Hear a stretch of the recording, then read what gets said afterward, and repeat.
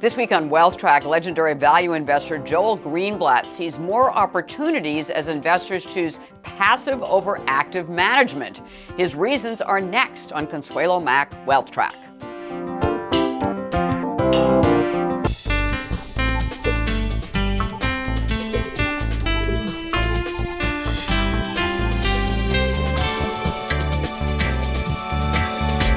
Funding provided by Clearbridge Investments, a Legg Mason company; Thornburg Investment Management, active management, flexible perspective; Koo and Patricia Ewan through the Ewan Foundation, committed to bridging cultural differences; and the Fairholme Foundation.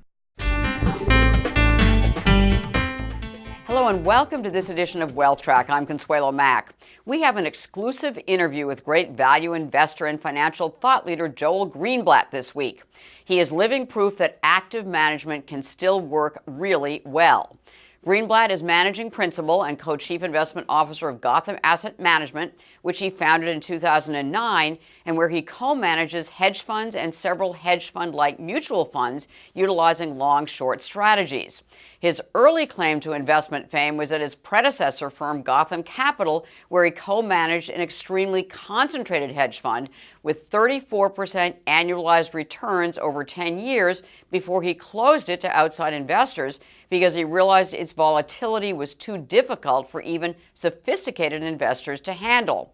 His behavioral insight that the best investment strategy is one that both makes sense and that you can stick with led to the creation of the Gotham Index Plus Fund in 2015.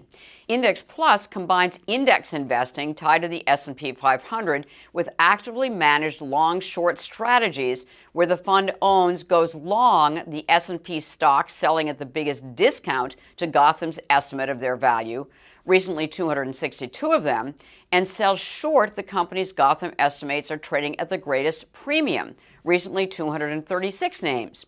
Rated 5-star by Morningstar, Gotham Index Plus has beaten the market and its sizable large-cap blend category by wide margins since inception. The proposition that active management still works can be made on a case-by-case basis in the highly competitive stock mutual fund business, but it doesn't hold up in general. Morningstar's latest active passive barometer report found that just 38% of active U.S. stock funds survived and outperformed their average passive peers in 2018, down from 46% in 2017. Active value funds saw the biggest decline, with only 26% beating the passive value competition.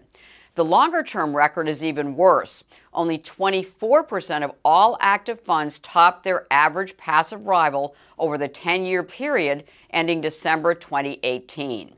In Greenblatt's opinion, the investment flows to passive will continue. The reason that the wave to passive is really here to stay, I mean, whether there'll be some little travels up or down over time, big picture, I gave a talk at Google a few years ago, and I started it this way. Even Warren Buffett says most people should just index. And then I said, I agree with him. And then I left. No, then I said, but then again, Warren Buffett doesn't index, and neither do I. How come? And so there's a big dichotomy. If you don't know what you're doing, the safest thing to do is to index. Investing in stocks is really about valuing businesses and try to buy them at a discount.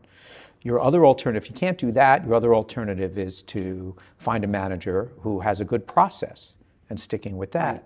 But I wrote a book a number of years ago, I think in 2011, called The Big Secret. And my line is always that it's still a big secret because no one bought that book. But in it, I talked about the best performing mutual fund for the period 2000 to 2010. And that fund was up 18% a year. But the average investor in that fund, the market was flat during that decade. Right. So up 18% a year was pretty good. The average investor in that fund managed to lose 11% a year on a dollar-weighted basis by moving in and out at all the wrong times. After the market went up, people piled in. After the fund outperformed, they piled in.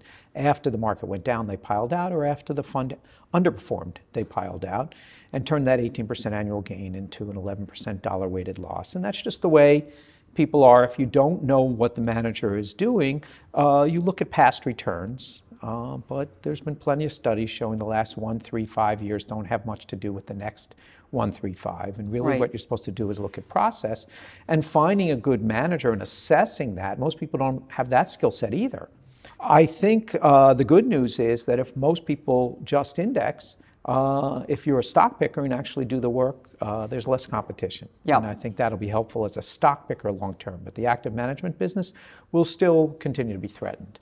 You know, even if investors understand what the manager's doing, at least they're investing in a fund and they think they do, but even if they understand that going in, they just can't stand it when he underperforms or when a fund underperforms. So it's not even as if you don't understand the manager in the process. It's that psychologically, right, from a behavioral finance point of view, you can't take the pain. Is that No, that's just the way it is? Sure. With us, understand human nature. With everyone. I mean, Right. absolutely. The other study I wrote up in the same book was about the best performing institutional funds for the same decade. Looking at the top quartile managers, half of them, 47%, spent at least 3 of those 10 years, even though they ended up with the best 10-year record, they spent at least 3 of those years in the bottom decile. Bottom decile. Bottom 10%. So Right. it's very painful, but to beat the market, you have to do something different than the market. Your returns are going to zig and zag differently.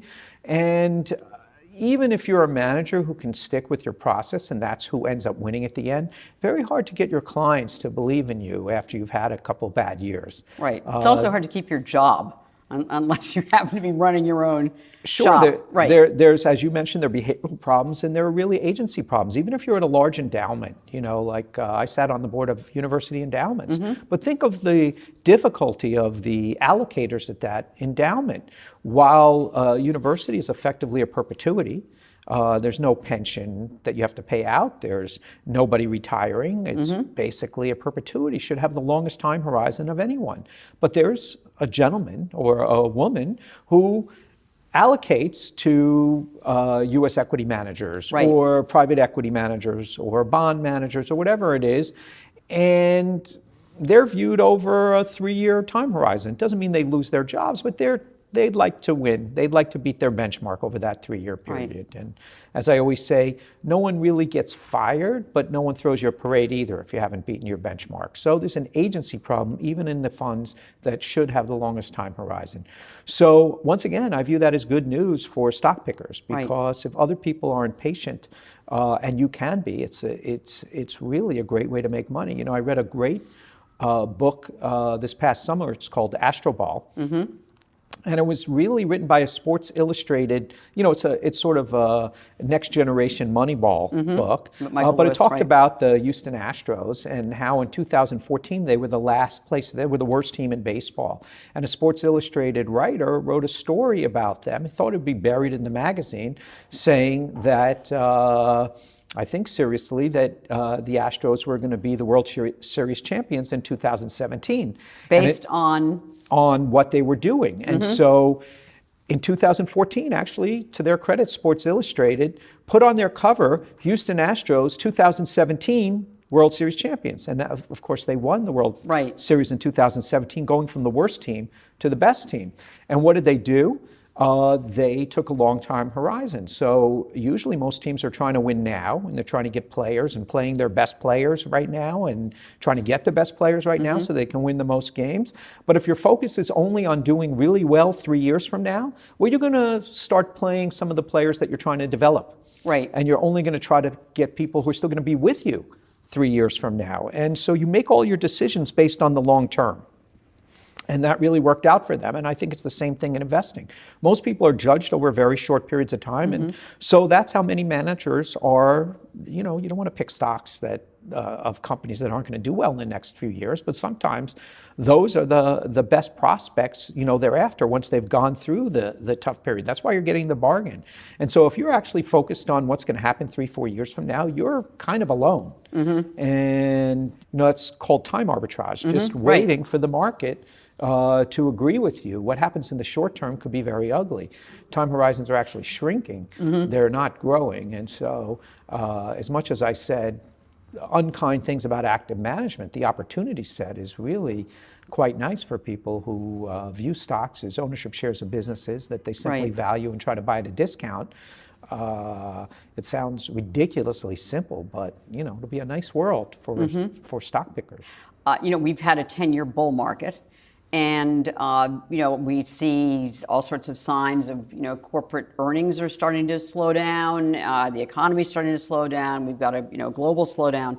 Aren't we possibly entering an era where the stock market is not going to do that well? We've been valuing the stocks in the S&P 500, and we can do that based on the way that we value businesses, based on varying measures of absolute and relative value that we've always used. And we can go back to 1990 where we have good data. So where do we stand today versus the last 28 years? And doing it that way right now, based on our data, we sit in the 16th percentile towards expensive over the last 28 years. That means the market has been cheaper 84% of the time and more expensive 16% of the time. And this isn't a prediction, but what we can do is go back in time and say from the 16th percentile in the past, what's happened over the next year or two. What has happened? Year forward returns have averaged about 4 or 5% a year going forward, and 9 to 11 over the next 2 years. So not terrible, not negative, even though we're above average in valuation. Market averaged about 9 or 10% returns during the 28 years we looked at, so certainly subnormal, but not negative. Of course, your opportunity set is not just what's in front of you today, but what might be in front of you 9 or 12 months from now, or even 2 years from now. So should you be patient and hope for better opportunities? And that one I can't help you with. I can tell you for the Russell 2000, we're in the 4th percentile. That's stock number 1,001 through 3,000 in market cap. So it's 96% of the time it's been cheaper. Yes, in the Russell very, 2000. very expensive. Small cap stocks, the Russell 2000, super expensive. In the 4th percentile, only been more expensive 4% of the time over the last 28 years, been cheaper 96% of the time. When it's been here in the past, year forward returns have been -2 to -4%. Oh, interesting. So a totally different story. And, like we do, we short stocks. Right. So we don't short the index, we short the most expensive stocks in that expensive in the index. Russell 2000. So hopefully our opportunity set is pretty nice on the short side in the small caps. They've been hurting us for a little while. Luckily we've been making money on the long side, but on the short side, those have been hurting us for quite a while, but we're short the most expensive stocks in a very expensive index. So we think our opportunity set is really good there, and much, much greater than in the large cap space. So when we go putting together a portfolio now, we're finding the relative bargains more in the large cap space, even though they've done quite well, and the most expensive stocks in the small cap space. Value investing has underperformed. Momentum underperformed growth, more to the point. So is active management in value investing in big trouble? Well, that's a great question. Value outperformed the way, Morningstar or Russell defined it for a long period of time up till 2006. And then since 2006, the last 12 years, growth has outperformed by 5%. It's beaten the market by 5%. So people often ask, is value investing dead? And, I answer it this way. Yes, no, maybe, I don't care. And and the reason is because it really depends how you define value. The type of value that's used when Russell or Morningstar define it really has to do with low price to book, low price sales stocks. And those are factors that have correlated with cheap stocks in the past. But our definition of value is different. We value businesses. That's what stocks are, ownership shares of businesses. They're not pieces of paper that bounce around that you put fancy ratios on. They're actually ownership shares of businesses. And so we value businesses and try to buy them at a discount. That's our definition of value investing. Both Russell and Morningstar put us in blend, meaning we're not low price book, low price sales investors. As Warren Buffett has often said, value and growth are tied at the hip. Growth is part of valuation. So if we were private equity investors, which is the way, we're going to buy the whole business. That's the way we value businesses, like we're going to own the whole thing. They don't buy whole businesses, private equity firms, based on low price book, low price sales. They're looking at cash flows. Right. And that's what we're looking at. You know, what are the cash flows? How much are they going to grow? This is how we're going to value the business. That's what we do. And so it doesn't make sense that if you're good at valuing businesses and then can buy them at a discount, that should ever go out of favor. So if you believe what Ben Graham said, you know, Warren Buffett's teacher, that this horizontal line is fair value, and this wavy line around that horizontal line are stock prices, and you have a disciplined strategy to buy more than your fair shares of companies when they're below the line, and if you're so inclined to sell or sell short more than your fair share when they're above the line, the fair value line, market's throwing us pitches all the time. You just have to be cold and disciplined to be able to take advantage of them, and that's really hard. And you're still getting the pitches even when the markets, you know, are valued at kind of near historic highs. Okay. So we go in cycles, Yep. and, you know, we've had a good run. That's true, but we always have shakeouts. Just the nature of the beast. People get very emotional, and Right. And, you know, if you're patient, that was just the last 20 years. A lot of doubling and halving, doubling and halving. So Right. I think the world won't change. And the reason for that really is simply you can throw all the computers you want into this. People are people, and people don't change. And so that's really what we have going for us. One of the reasons you created the Gotham Plus Index Fund was because that people just couldn't take the variation in the returns, anything that deviated tremendously from what was happening in the market. And the Gotham Index Plus Fund has knocked the lights out, so congratulations on that. Why has the performance been so good? I think we've done well because we're doing what we said we're going to do.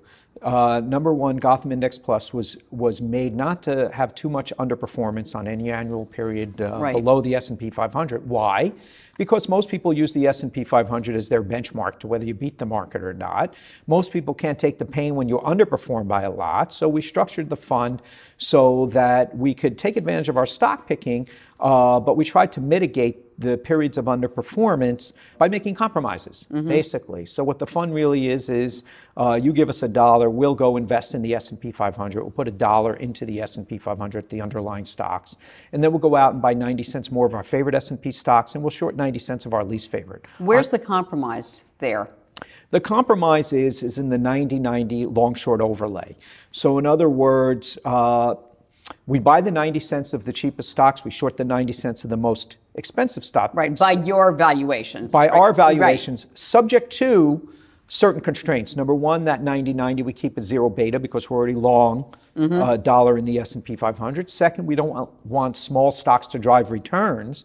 So let's say we really like a company, but it's only 0.01% of the S&P 500. If we really like it, we'll buy more of it, and even 5 or 8 times more of it than what's in the S&P, but that's only 0.05 or 0.08. Those stocks aren't really going to drive the returns, and therefore it won't drive tracking error to the S&P 500.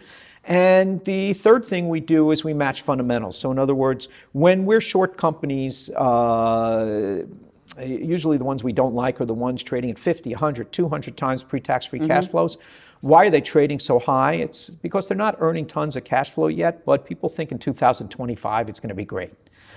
So there are other fundamentals about that business that look good, like sales are growing really fast and other fundamentals are doing well. So we actually balance fundamentals. So you'll see on the 90 cents that we're buying as the cheapest, our sales growth in that 90 cents is just as good as the sales growth in our shorts. So in other words, we're making compromises. We're balanced, buying the cheapest we can find, shorting the most expensive. We hope that the 90-90 long-short overlay adds to the return of the S&P 500, but without too much pain for the investor. And I wrote an essay about this, and I said the strategy that's best for you is not only one that makes sense, but one you can stay with. You can stick with, right, stay with. And so I told you about the history of how even top managers zig and zag wildly. Yes. And no one gets to stay with them because they have long periods of underperformance. So we're trying to mitigate that. We're trying to minimize that so that people can stay with us and collect the active premium that we're trying to bring. So it's really a way to navigate what's going on in the world where you're taking human nature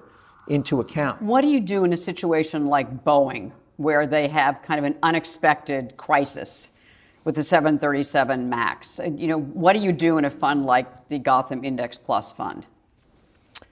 Well, that's a great question. Bad things happen from time to time. Unexpected bad things happen. And If I would assume you were long Boeing? I don't know. Well, we were long Boeing, but pretty much in line with the market. So it wasn't a stock that we had overweighted.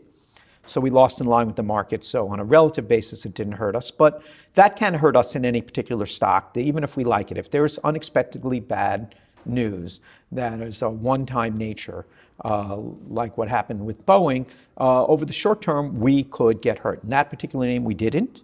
Relative to the market anyway. But certainly when bad things happen, that's why we own hundreds of stocks on the long side and hundreds of stocks on the short side. We have a combination of lucky things happening for us and then bad luck. And hopefully they come out in the wash. You don't expect index funds to blow up in investors' faces. I mean, you don't. Well, they could lose money. Like I said, the S&P 500's in the 16th percentile. Right. But it could fall 20% weighted, tomorrow. So you're owning the biggest market cap, and therefore those are the, think about the FANGs. Isn't that dangerous for the average investor? Well, stocks are expensive, but still expecting positive returns. Even the S&P 500 is weighted. So stock investing is dangerous. When you invest in stocks, the market could fall for any reasons that we don't know, 20, 30, 40% in a year. Right. It doesn't matter whether you're in an index, whether you're in an active fund, they'll all pretty much go down together. So that can always happen. And if you're not prepared for that, then you will be surprised. That's why people decide, you know what, I can't put all my money into stocks. Maybe I can live with 60% net long or 70% net long because I can take a 25% drop, but I can't take a 40% drop. Mm-hmm.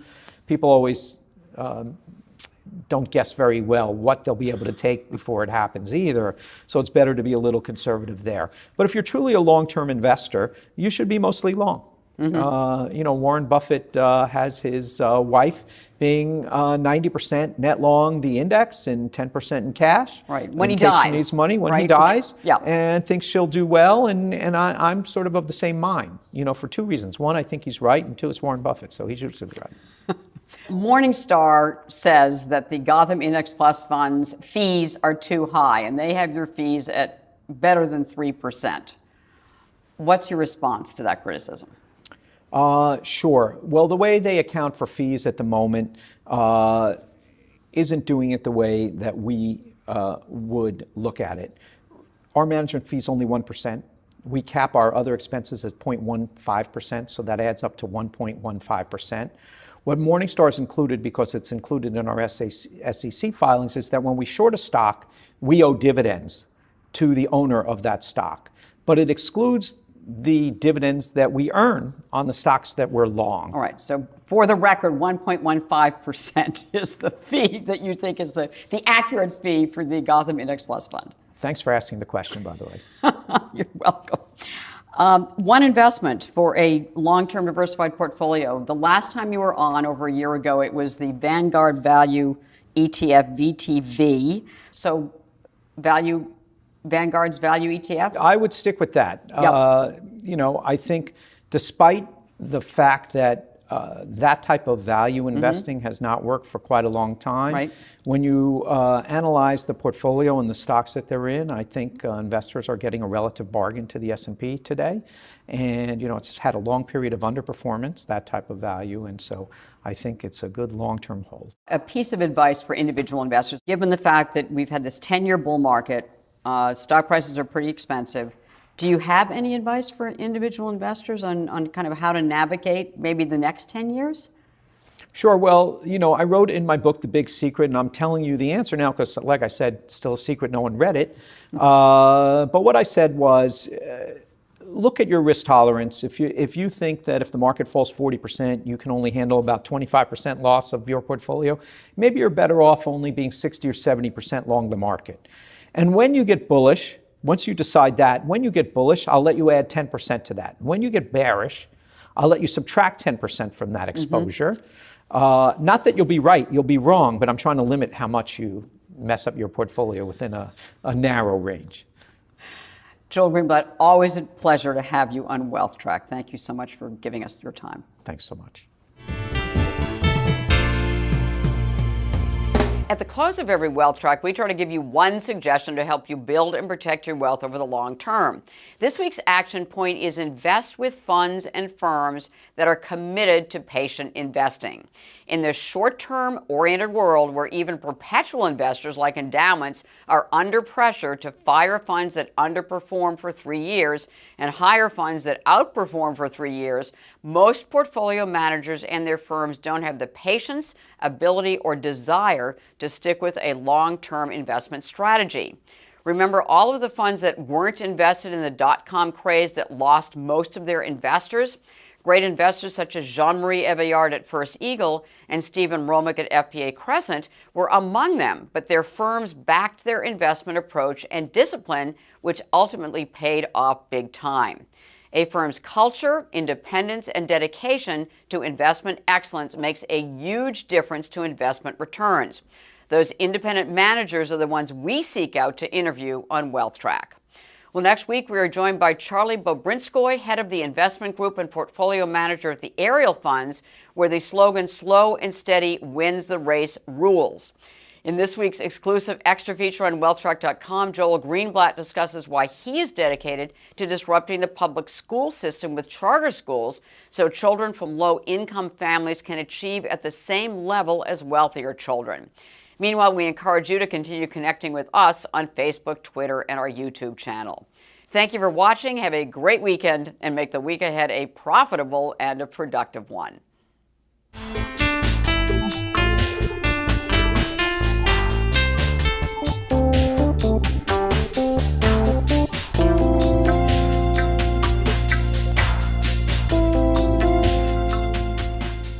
Funding provided by Clearbridge Investments, a Legg Mason company, Thornburg Investment Management, active management, flexible perspective, Koo and Patricia Ewan through the Ewan Foundation, committed to bridging cultural differences, and the Fairholme Foundation.